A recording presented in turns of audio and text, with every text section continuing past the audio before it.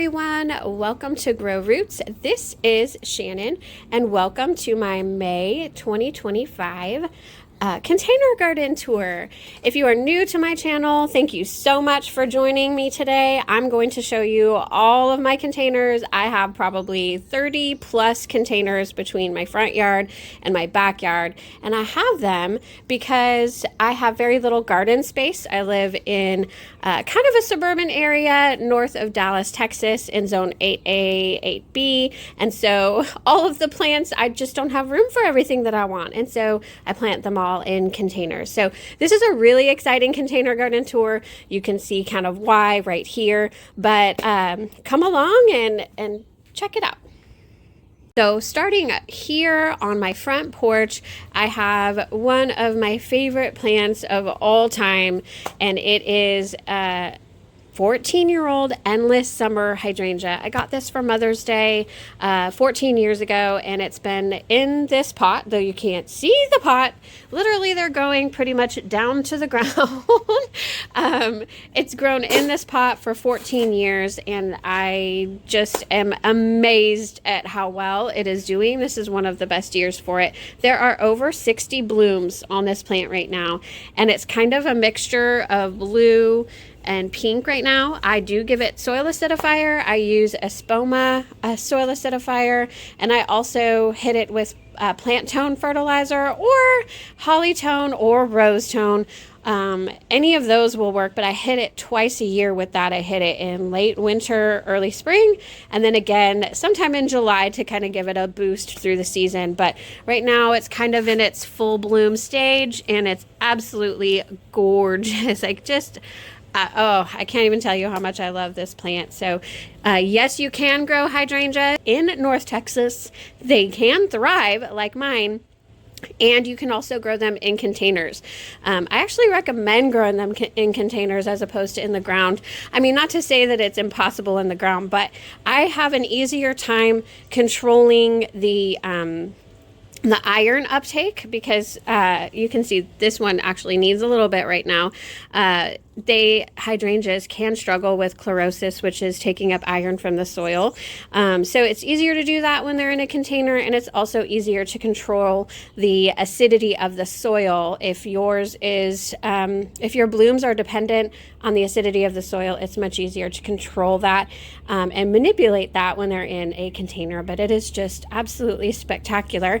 And another plant that is absolutely spectacular is the one right next to it, which is my variegated Lacecap hydrangea. And this plant is 5 years old. I've had it for 5 years, and this is the first time that it has bloomed for me. And so I think it's something with the variegated Lacecap hydrangeas. They do take a long time to bloom. And so I'm just so happy to see kind of those Lacecap blooms mixing in with the regular Hydrangea macrophylla blooms. I think it's just absolutely stunning. Look at that picture. Wow. I'm so excited. There is a part of the plant that is not variegated, and I was interested to see, is it still a Lacecap variety, or is it somehow like a regular Hydrangea macrophylla that was growing in with it somehow? But then my question has been answered. It is a Lacecap. It's just these leaves are not variegated, and these are. I think that kind of happens sometimes with plant variegation. And so, but I just absolutely love it so much. Look at that picture there. Wow. And I love that people walk up to my home and then this is what they see. So I just really like that. I do have some containers right here. This is kind of a 3-tier planter that I picked up from a lady in my neighborhood, and I love it so much. I initially was going to paint it black, and maybe I still will at some point, but right now I'm kind of just loving the kind of rusted finish of it. I think it's really nice, and I've decorated it a little bit with some little garlands that I picked up off of Amazon. So at the top here I have some begonias, and I picked these up on clearance late winter at Callaway's. They were only $3 each. Beautiful begonias, but they're kind of petering out a little bit now. thinking of them as an annual. I'm just thinking about kind of tossing them and then replacing them with something else that will last the whole season. But I haven't quite decided yet. But this is another begonia, and then I have one more down here. They're just kind of all petering out a little bit, and they're tired. So yeah, I may retire them. But right here I have an ajuga. I figured, why not? I don't really know where I'm going to put this in the landscape yet, so I'm going to grow it right here. And this is, I don't know, it's not even a labeled ajuga. I got it on clearance at Lowe's. And then I have another pot with some ajuga right there. They were blooming beautifully probably about a month ago, and then they're out of bloom, and that's how they'll look the rest of the season. But this is a wonderful ground cover, and I think it does well in pots as well. It actually kind of wants to spill over, which I really kind of like that. Some other things that I'm growing down here. This is grown from seed. This is a Coleus Coloca mix, or Coloca rosa, something like that. Coloca rose from Baker's Creek Heirloom Seeds. And so these are doing okay. They are not taking off like the rest of my rainbow Coleus that I grew from seed. Those are in my backyard landscape. But these I'm keeping in a pot. These were the only ones to germinate from the entire package. And yeah, we'll just watch those grow. Let's see how those do. Right here is a beautiful, I think it's an angel wing begonia. Did I leave the thing in from Callaway's? Let's see. No, this is dragon wing. Yeah, dragon wing pink begonia. And I just really loved it when I picked it up. I think I'm getting some new blooms down there. It was blooming pretty well when I picked it up, but then kind of dropped its blooms a little bit after it was planted. But it looks like it's doing pretty well, and I really like that kind of begonia. This is a Hydrangea macrophylla, and I propagated this last year, and so it hasn't bloomed or anything, but it is doing quite well there. Next to it are some more Coleus. So this, believe it or not, I haven't even planted this up because I don't really have any room. I should get a terracotta pot or something for it, right? But this is a Proven Winners type of Coleus that I just thought was so interesting looking. It is, let's see, fishnet stockings Coleus. So I really think that's so interesting with the bright green, and then the veining is all almost black.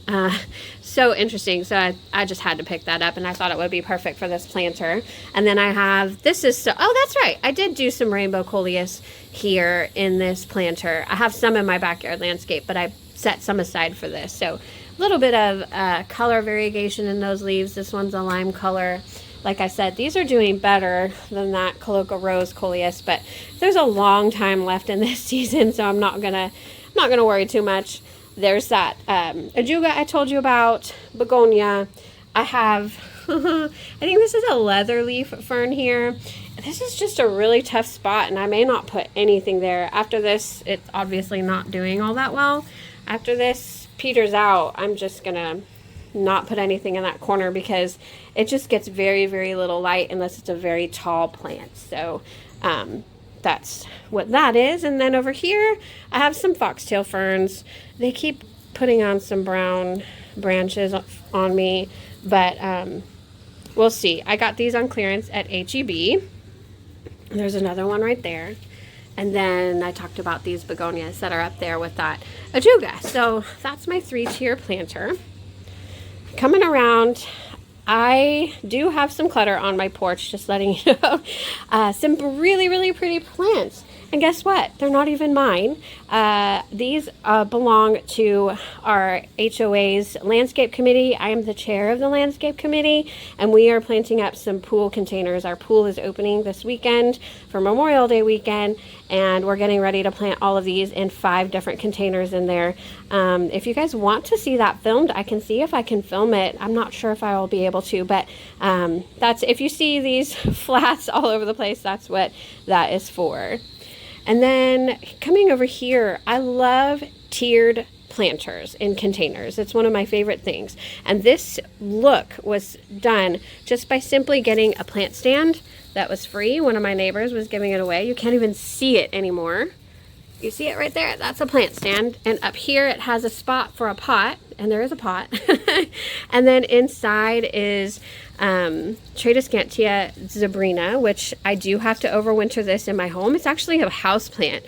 And then I bring it out in the summer, and it just does so well here in this spot. It was looking rough when I took it out, and now it's just looking so, so beautiful. And then down below is English ivy.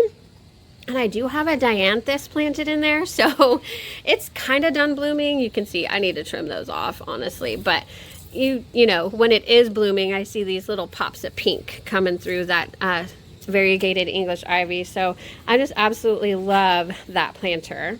But that's an idea for you if you do want a two-tiered look, something to add some vertical interest.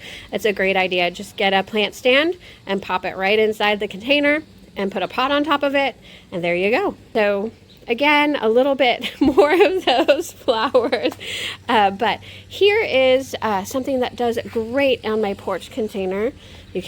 Don't pay attention to this. I'll come to this in a second. But these are my Gerbera daisies. And it is coming out of bloom right now, for sure. I need to get that one off. It had about 6 blooms in there as of last month. But now with the heat catching up here in North Texas, it's like, okay, I'm gonna slow down on the blooming, which is totally fine. And it's focusing on leaf growth right now. So yes, if you saw my container garden tour even just last month, you would be amazed with the leaf growth, because it's filling out this entire container, and then by end of season, like, you won't even see the container. This is one Gerbera daisy in about an 18-inch planter. Like, it's a large container. So it's doing really, really well. It is so happy in this spot. It gets morning sun and afternoon shade, and just definitely loves it. And then right next to it, I have an azalea. It is, I believe, Autumn Sunset. Encore Autumn Sunset azalea, and it is, again, not in bloom at the moment, but looking pretty good. And then again, for vertical interest, I have just a topiary that I made out of bamboo. These little bamboo plant stakes, there's 4 of them in there, and the English ivy is kind of just growing up on those, and it just absolutely looks beautiful. Don't mind, this is like where I'm keeping my potting soil and compost. I'm planting up a lot of things right now. So like I said, the porch has looked a little less cluttered before, but it is what it is right now for this month. But this English ivy is so beautiful, and it is evergreen. So in the wintertime, this is one of the only things that's still green, and it just looks absolutely beautiful, and it loves that spot on my porch as well.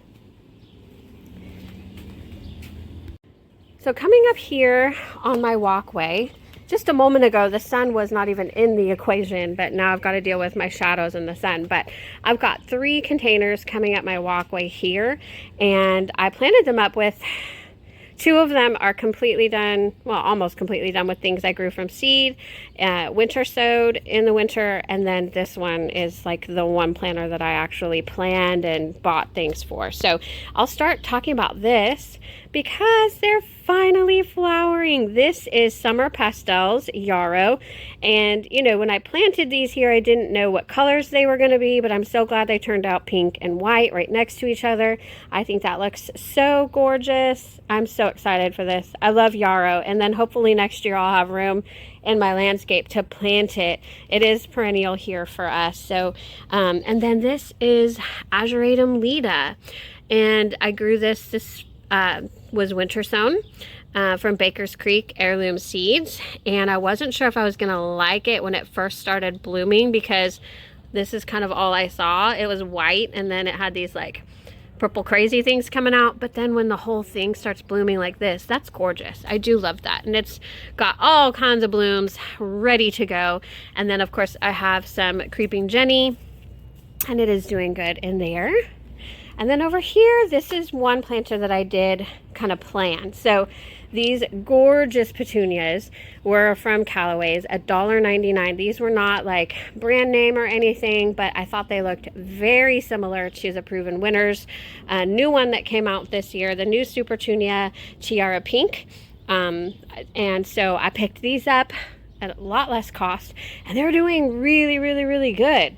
They almost always look like this. And so I am getting ready to prune those back pretty heavily after this container garden tour. They are getting kind of tall, and this is what you do with petunias. You got to kind of prune them and help them to grow a little bit better and bloom better. That's just one of their tricks. And so I'm getting ready to prune that by about 30% here in the next couple days. And then this guy's still going strong. It's lobelia, a blue lobelia. It's beautiful. These guys don't last very long here in North Texas. Pretty soon it will just be way too hot for this plant and it will peter away, but I think that's okay. And then I have some creeping Jenny in there again. And then I forgot to talk about this because I forget about it every time. There is a white salvia in here, but it is just literally being taken over. There, can you see that white salvia? Oh, it's just not going to survive, I think. It's just being overtaken by the petunias, and yeah, the petunias are even a few inches taller than it. But anyway, I do have a white salvia in there, but I love this planter. It is like, you can see this from, you know, driving down the street. It adds a beautiful pop of color. And then the hedge behind it is Sunshine Ligustrum, which, you know what, I noticed this creeping Jenny foliage looks just like my Sunshine Ligustrum foliage, like almost same color, almost same shape, not quite, I get it, but I have a very, you know, they're very similar to each other, but it makes that pink pop and it makes the yellow pop as well. And so I love that. And then this container right here has Gaillardia grown from seed, winter sown, and it's so much taller than I thought it would be. Like, I'm 5 feet tall, and this is down to my chin, or, you know, growing up to my chin. So I didn't think it was going to be this tall, but look at those blooms, how vibrant they are. And it's just full of blooms. It's so, so pretty. I'm trying to deal with some shadows here, but man, I just love that so much, and so many more blooms coming. See that? So really impressed with the Gaillardia. And then down below it, I had a Billy Buttons, or Cruspedia. I grew Billy Buttons from seed. I was inspired by another YouTube channel, and she's also my friend, Kendall from The Joyful Farmer. I can link her page on the screen for you or in the description, so you can check her out. She grows all kinds of amazing things. She has a cut flower farm, all of the things. Like, really, she's amazing. Check her out. But she grew these, and I was like, oh, they're so pretty, I gotta grow them too. And I have one here, but multiple in other planters in my backyard. You'll see them in a bit. And they just have not been able to compete, unfortunately, with the plants that I planted them with. They haven't done very well, and I think this might be my only flowering Billy Button out of the whole bunch. It did put on one for me, and it's not it's not out yet, so this is just the beginning of that bud. But I am happy that I'll at least be able to see what the plant should look like, and then I'll decide for the future if I want to grow that one again. But for sure, if it's competing with anything that's vigorous, it's not going to do well. The blanket flower, or Gaillardia, that kind of grew slowly as well, which allowed that to grow and do what it needed to do. And now the Gaillardia is taking off. But it took a while for the Gaillardia to take off. It's taking a while for the Billy Buttons to take off. You have to plant it with something similar that's going to take a while.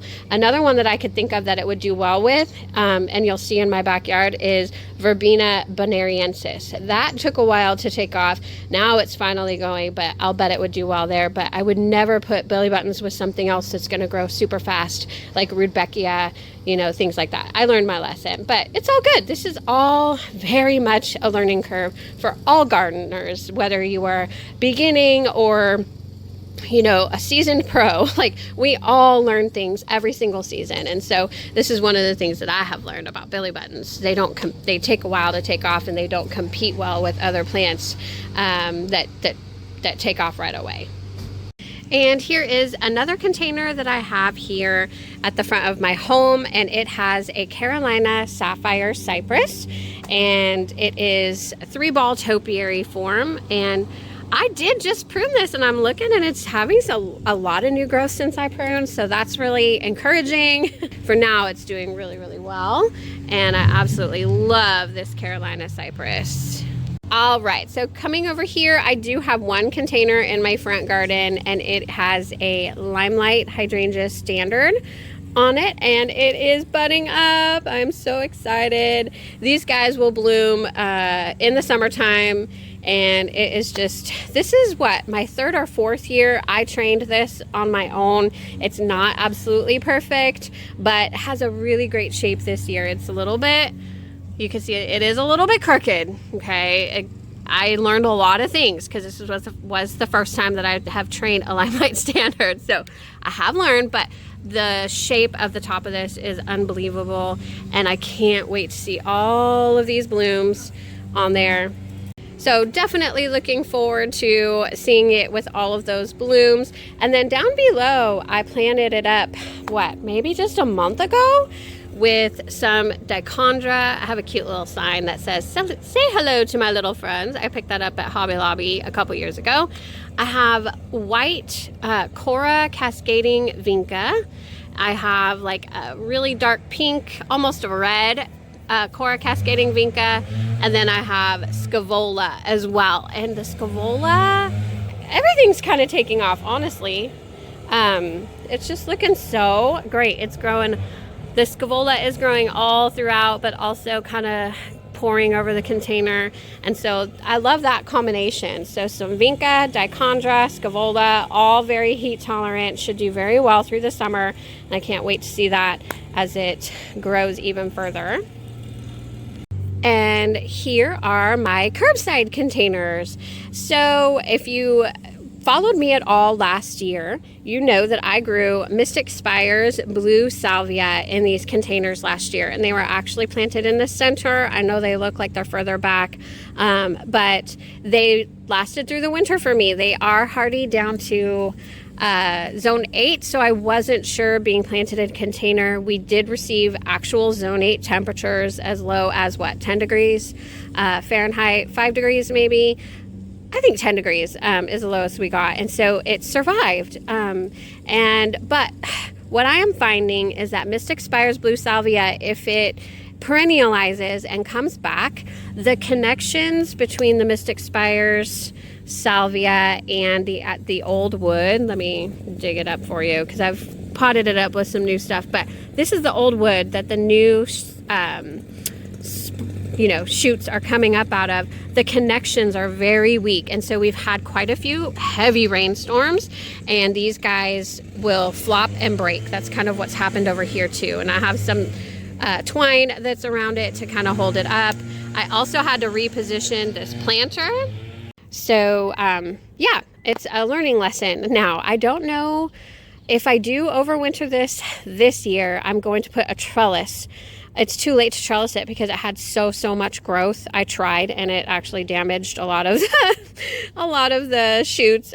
So too late to trellis it, but if I do try and overwinter it, I'm going to put a trellis up so that it helps support those stalks before those rainstorms come. But I will say Mystic Spire's blue salvia is a rock star. So started blooming late spring. It will bloom all throughout the fall until a very, very, very hard frost. It is a rock star in the heat. It is a rock star in drought.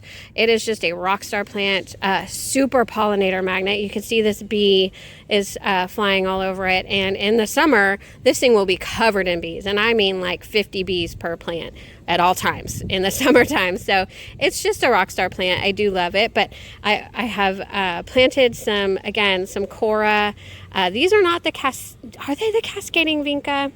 I actually don't remember if they're the cascading vinca or the regular vinca, but either way, they are the Cora XDR variety of vinca because they are disease resistant, and these guys can get some kind of a disease, fungal disease that can hit them when we get really big rainstorms, and then they can die. It's like sudden plant death if they get it, and these are resistant to that. So I'm trying this variety this year. I do love that look. It's kind of like a red, white, and blue look in a way. And the other planter looks the same way. Oh, I got to show you the backside actually. Again, this is overwintered, and it just, one of the portions of the plant did not come back, but the back portion did, which is, I'm okay with that. And then front planted with this white and almost a red Cora XDR vinca. But around the backside is a Superbena sparkling amethyst, and I planted one plant in here last year and it took over the entire planter. It's absolutely beautiful, but the other one did not have that. So because there was one of these in this plant and it overwintered, again, Superbena is hardy down to zone 8. It was in a container. We got zone 8 temperatures and it lasted just fine. But I had to take some of this rooted in over here, as you can see. So I took some of those that were rooted in, I cut them off from the main plant, and I placed them over here about, last week? And so a couple of them are going to make it just fine, but this one is not. And that's just kind of what happens when you transplant things. Not all of them will survive the transplant, but I wanted this to be somewhat matching, you know, and so, but look at how a lot of these blooms are kind of different. But I will tell you, especially this, look at this one. Well, that one doesn't look right. But anyway, the blooms do look a little bit different coming back this year than they did last year. Some have more white, some have more purple. But Superbena Sparkling Amethyst is probably the best Superbena and verbena that I've ever grown. It is amazing.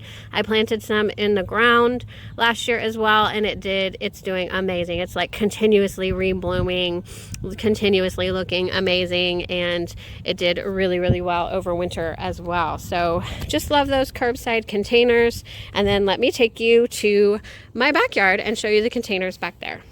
All right, so here is my shade container garden full of hostas, and I'm a little bit taken aback right now. It's earlier in the morning than I usually do my tours, and these do get really early morning sunlight. I thought this was going to be like full shade, and for some of those guys, they still are full shade, but these hostas do get just a tiny bit of morning sun, and they are doing fabulous. So these guys are what?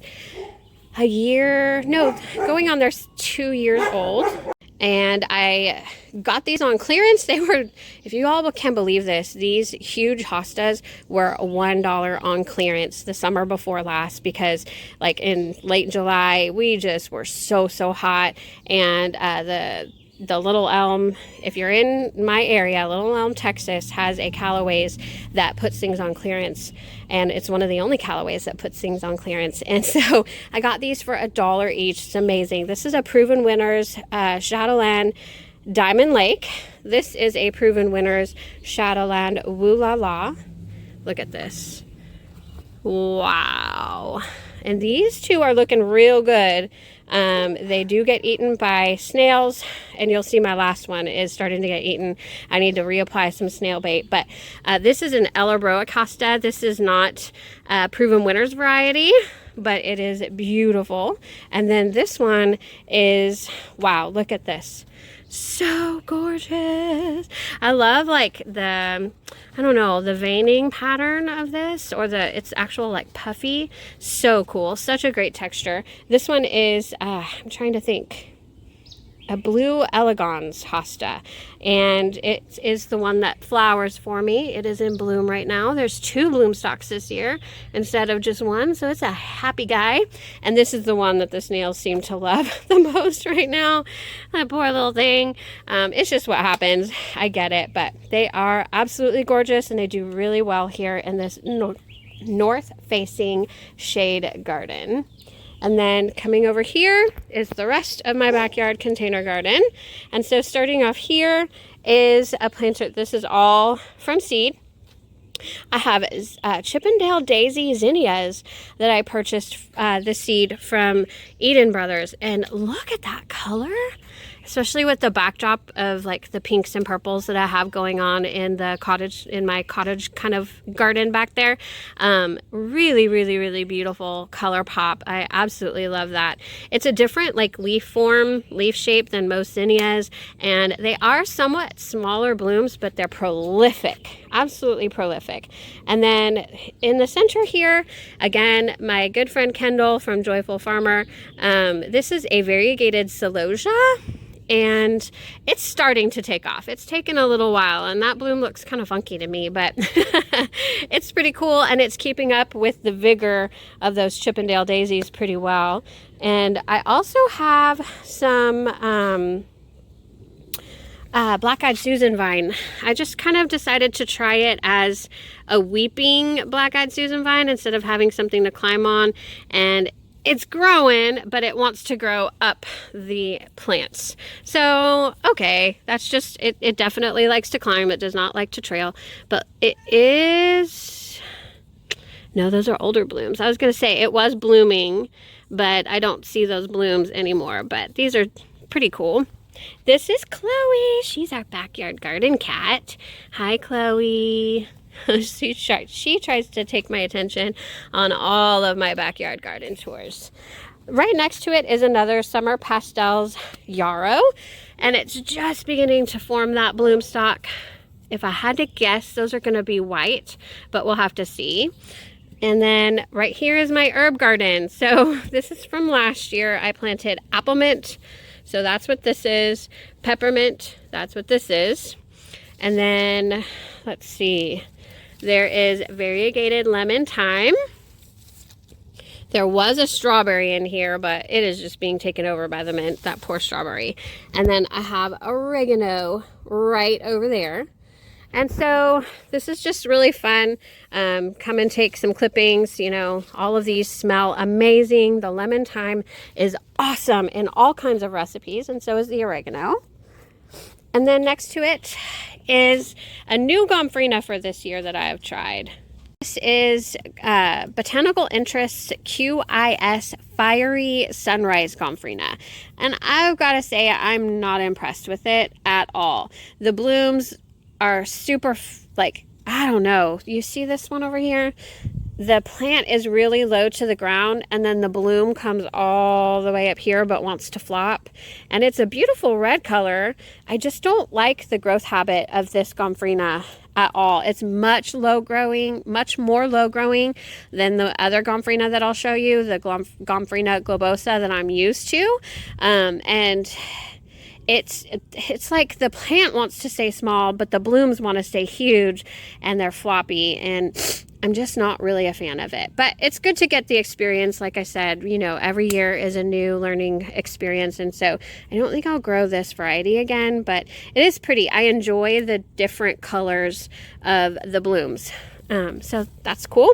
And then here is my desert rose. It is just starting to bloom. And we've got, let's see, like 1, 2. Oh yeah, they are coming up. It's very slow to come up this year. And I'm not exactly sure what's going on. Maybe it's all of the rain we had, because they are very drought resistant. In that big old trunk that you see is all kinds of water that it holds. And so maybe it's all of the rain. We had some really heavy rain. I'm going to say that that's it. I hope that that's it. But this time last year, it was, you know, full of blooms, and it's just beginning, but they do look beautiful. I love that white, and then the edges of the petals are that pink, and then it's got that yellow center. So they're really, really beautiful. Absolutely awesome plant. I do have to overwinter this in my home, though. It will not survive our winters. If you're interested in how to grow this and how it does in North Texas, I do have a video about that. So you can check that out. I'll put the link in the right-hand corner above. And then right here is, I'm really glad I did this.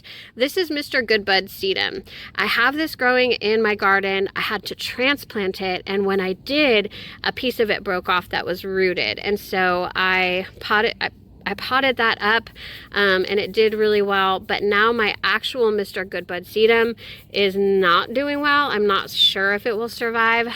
And so I'm glad I took a piece of it, because this may be, you know, my only one surviving. But it's a beautiful sedum. It will bloom in the fall.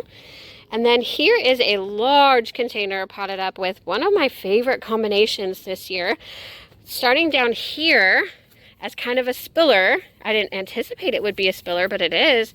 It is bunny tail grass, and it's the softest grass you will ever feel. Look at Chloe. She's like, ooh, let me get that. I like that.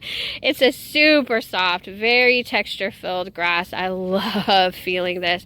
And then when it blooms, it will be like these little blooms that look like bunny tails. They're white, and they're so soft as well. And I have, I think, 3 of them planted all around in this plant, so that's really fun. And then I have a Zinnia variety. Again, I got this from Eden Brothers. It's a cupcakes mix. These are pink cupcakes mix, and very tall Zinnia. They're pretty sturdy for being as tall as they are. I have not had to stake them, so that's a good thing. But I'm not loving, like, this is not looking like the picture. They're supposed to be double blooming, like double petaled, and they're not. And they're very small for as tall as the Zinnia is. I do enjoy the color, but some of them turned out white, which I thought all of them would be pink. So that's a little bit, you know, this is a lighter pink, but again, not a double flower. And then I have another white one.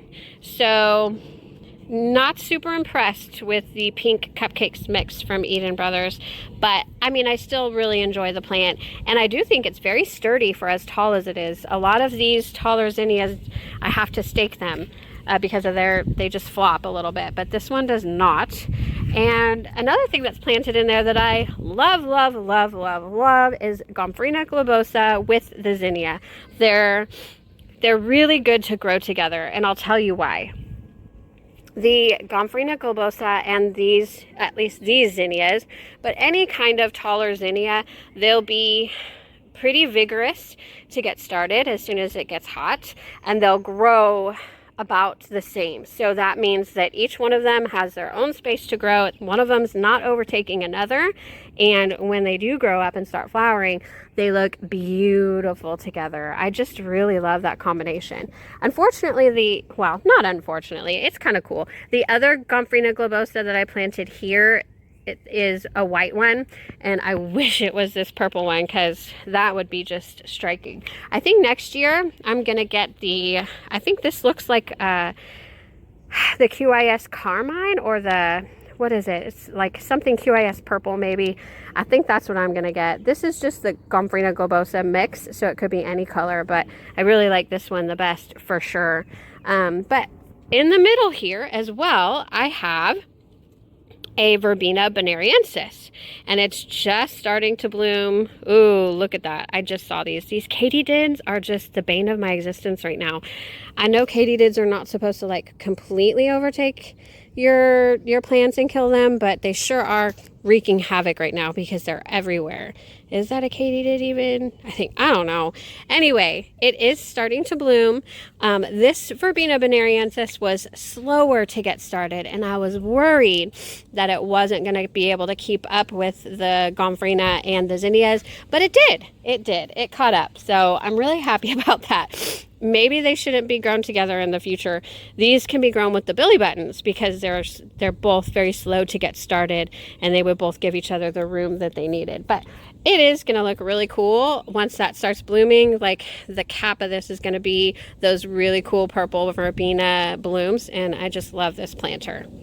This is my strawberry planter, and it gave me a huge harvest of strawberries at the beginning of spring, and now it's starting to regenerate and give me some more. Probably not as big as my spring harvest though. But in the center, I have planted balloon flower, and so this one is really close to opening. I'll bet tomorrow it opens, but the rest of these are all budded up, and I really like, you know, the purple with the white flowers, and then when we get strawberries, the red. It's gonna look really pretty. And then next to this is Blew My Mind Evolvulus. Actually, this is probably Blue Days Evolvulus. I don't think it's the Proven Winners variety, but it's really doing well. I overwintered this in my home and thought it was going to die. But I put it back out as soon as it started getting warm, and our nighttime temps were warm enough, and it's doing really well. Look at those. Those are so pretty. But by the afternoon, these flowers kind of close. That's what... this is a type of, I guess it's a type of morning glory, and so they bloom in the morning and then they close in the afternoon, but in the morning they do certainly look absolutely gorgeous. This pot is so exciting. I planted a bunch of bluebonnet seeds in this pot, and I used a particular method of these bluebonnet seeds that made them, I think, outperform any of the other bluebonnets that I've done. I can't believe that they're still blooming for me. I can't believe that they're still putting on new blooms and it's almost summertime. I've never seen that with bluebonnets, to be honest. And many of them are growing their seed pods right now. As a matter of fact, that seed pod opened up yesterday. As soon as I touched it, it popped open. It was so cool. And that's how you know that the seeds are ready to be harvested. I got 3 seeds out of this guy yesterday, and then I'm waiting for the other ones as well. You can kind of feel them. These are like nice and soft and fuzzy right now. They're not ready. But when they start getting crispy and you squeeze it just a tiny bit and it pops open, that's when you know that the bluebonnet seeds are ready to be harvested. So I should have a lot of those. I have another pretty advanced seed pod over there. And then a really fun fact, did y'all know that you know when a bluebonnet has been pollinated because it will turn pink in the centers of the blooms? So do you see how this one has turned pink, like right there and down there? All of those little blooms have been pollinated by some type of pollinator, but if you see this one, it's white. Those have not been pollinated. So this is so fun. So I know these pink ones will turn into seed pods, and these white ones, if they do not get pollinated, they won't turn into seed pods. So the bottom of this is pink, the top of this is white. You get the idea, but this one was never pollinated. And so you could see, like, if it's not pollinated, it just kind of dries up, but it doesn't form a seed pod.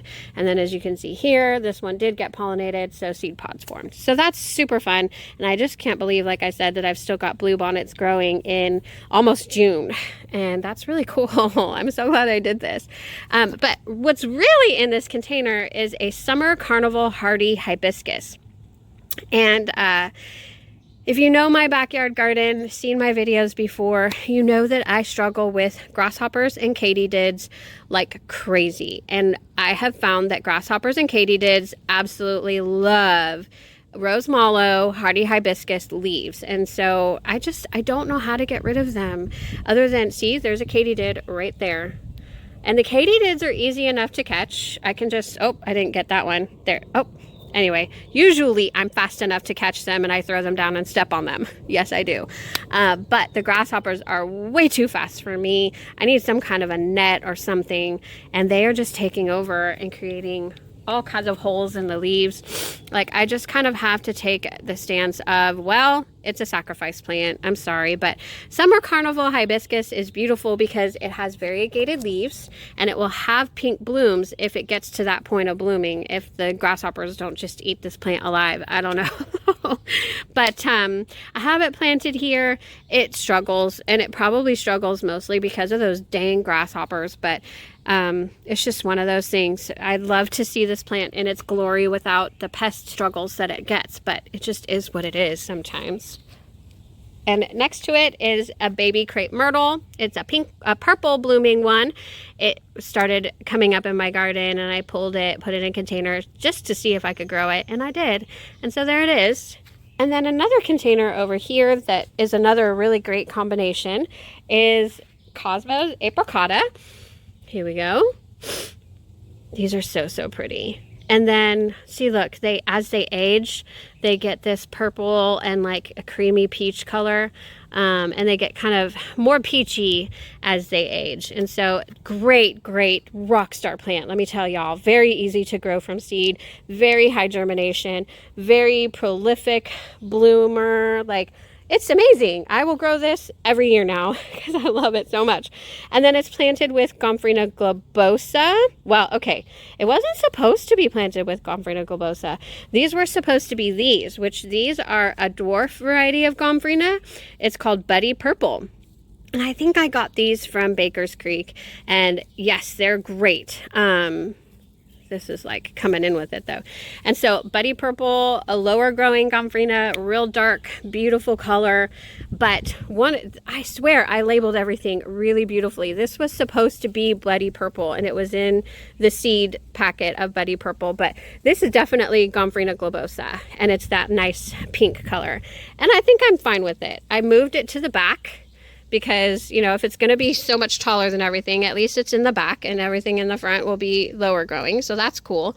But this container looks beautiful. So gomphrena mixed with cosmos, any color varieties, I think they would do absolutely beautifully together. And I love that.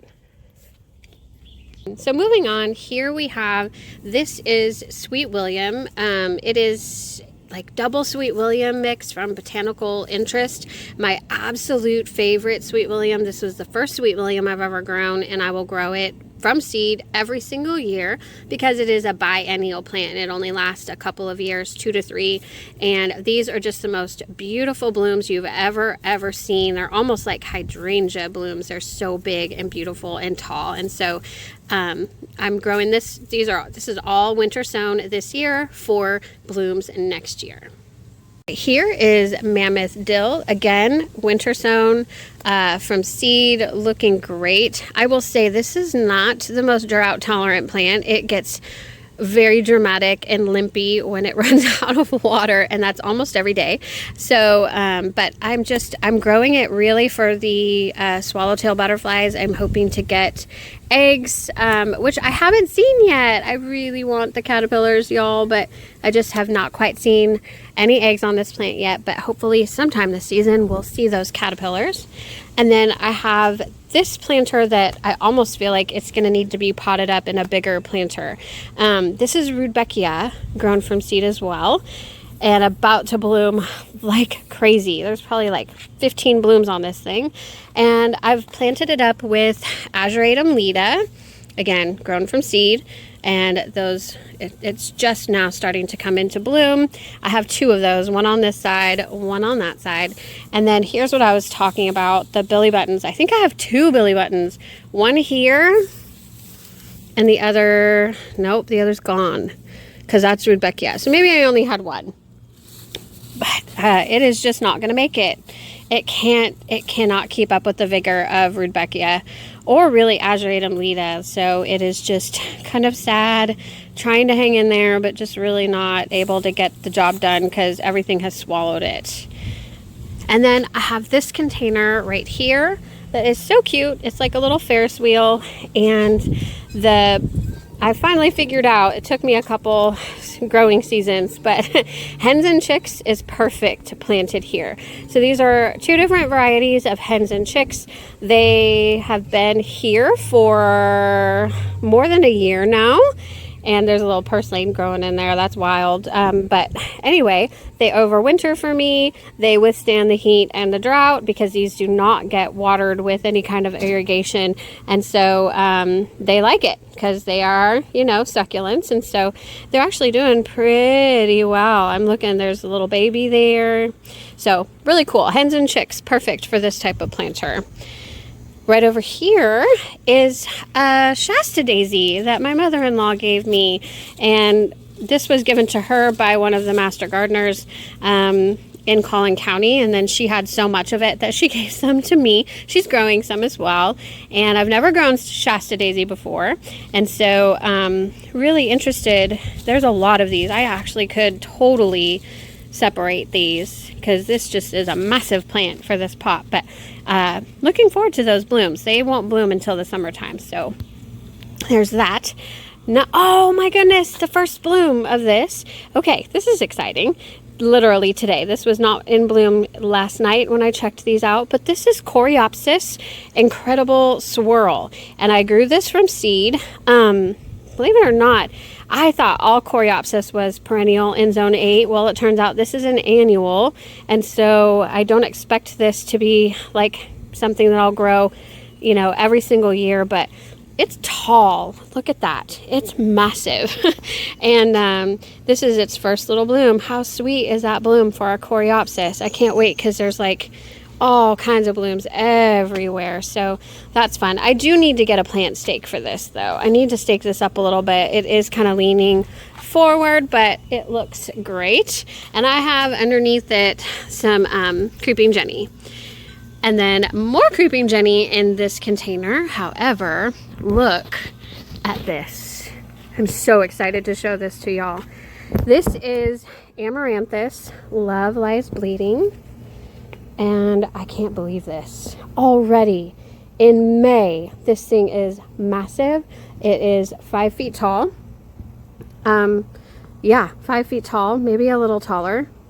And it's just got these things everywhere. This is one plant. I grew Amaranthus, Love Lies Bleeding, kind of like as a warm season annual. I winter sowed it, but I winter sowed it just a couple weeks before our last frost. And so it worked really, really, really well this way. I had a ton of these that I gave away, a ton. It germinated amazingly for me. And then this one plant is just absolutely stunning. I can't get over, like, this is one of the favorite things that I've grown from seed this year, for sure. Look at that. Wow. So super, super happy about that. And you can dry these and they dry really, really well. So yeah, but really excited about that. That's just such a cute color pink. And then such an interesting bloom. So interesting. I will say this is caged up. So I got a tomato cage, turned it upside down, turned it into a trellis. Like these are the prongs that I just kind of wrapped around itself. So I've created like a little obelisk trellis, and before it got too tall, and I'm so glad I did, because otherwise I think it might be falling over. But look how thick this stem is, y'all. Look at this. Oh my gosh, compared to my hand, it's just ginormous. It's so big. And I think I have another one growing here already, and another one. Oh my gosh, I didn't notice that. That's crazy. So coming over here, this is just a holding place for some variegated vinca major, and this was coming up in my front garden where I didn't want it to, and it rooted itself. So I popped a bunch of it here, and I'll just use it in containers. I'll show you in a second where I already used it as a spiller in some of my containers. See how it goes. And I will use it as some ground cover, probably when it's not so hot. It's already a little too late to try and transplant it as a ground cover, but I'll have this for the fall and use it however I want in the gardens and things like that. So, and then here, this is my Limelight Hydrangea propagation station. I trim my Limelight hydrangeas in late winter, early spring every year, and then I set, here's one that didn't take so I can show you, but I set these clippings aside and I let them harden off just on this patio right here. I just let them stay out in the open for about 2 weeks. And yes, there's freezing temperatures, all of that thing, but these things kind of stay alive. And so after they've hardened off, I just stick them into the soil like so. I make sure that at least a couple of these nodes, these things are nodes, a couple of those leaf nodes are under the soil, and then I leave them alone for the entire season. And so you can see this one, this is one stick that's kind of crooked. It is alive and growing all of these leaves and stems. Now, what it's also hopefully doing, and should be doing at this point, is growing some roots under the surface there. And I have a few of them that have made it. This one made it. This is a different stick. That one has made it right there. And are there any others? I think that's, well, this one looks like it might still be alive. Oh yeah, it's got growth at the top of it. That's this one. So I've got 4, it looks like. 4 out of maybe 10 that are starting to take root. And I just leave them alone for the entire season. By the end of the season, I will see, maybe not all of these will even survive the season, but I'll see which ones have survived and rooted, and then I transplant them into a pot, just like I have done with this guy. So last year I did little lime hydrangea cuttings, and that's what this guy is from last year. So this is literally just, last year it was this year it's this. So it's really exciting. And even if I lose some of my Limelight hydrangeas, which I have found them to be a little bit tough here in North Texas, I haven't quite found, well, this is a sweet spot for them, to be honest. This is morning shade and afternoon sun, if you can believe it. I've grown them in a lot of different areas, and this is the area that they always survive the most. But anyway, that's a little lime, and excited to see this guy bloom. I don't know. We'll have to see. It's not putting on blooms yet. So yeah. And then I have a little container here. It has foxtail fern, that variegated vinca major that I told you about. I have an Ageratum leda in there. I even have a Tradescantia Zabrina cutting, and I have star jasmine going up here, and it's blooming this year because it actually survived the winter, which it typically does not. Star jasmine here in North Texas typically doesn't, the vine doesn't survive our winters. And so to see blooms in the springtime like this is very special, because that means the vines have survived and it can bloom in the springtime. And so I have some vines, just a quick sneak peek. I have some growing over here. I just have to show you because they're spectacular.